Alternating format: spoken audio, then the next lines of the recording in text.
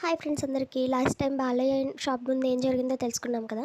Balayya shop దగ్గర నుంచి నేను అమ్మమ్మ అన్నపూర్ణమ్మ గారింటికి వెళ్ళిన తర్వాత ఆవిడని అడగగానే కొంత డబ్బు సహాయం చేశారు. దాంతో నేను కాలేజ్లో జాయిన్ అయ్యాను.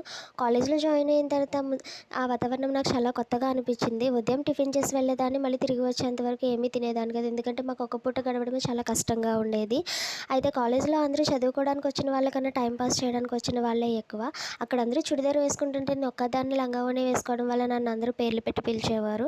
ఆ విషయం సరిత ద్వారా అమ్మకి తెలియడంతో ఆ అమ్మ తనకున్న చీరలో కొన్ని చీరలు తీసి నాకు డ్రెస్సులు కుట్టింది. ఆ డ్రెస్సులు నేను వేసుకుని వెళ్ళినప్పుడు ఒకరోజు నన్ను ఒక అబ్బాయి ఏడిపించాడు. ఓయ్ లంగావోణి అని పిలిచాడు. వెనక్కి తిరిగి చూస్తే ఎవరి అబ్బాయి అనుకున్నాను. లంగావోణి అని పిలవడంతో నాకు చాలా కోపం వచ్చింది. దాంతో వెంటనే వెనక్కి తిరిగి చూశాను.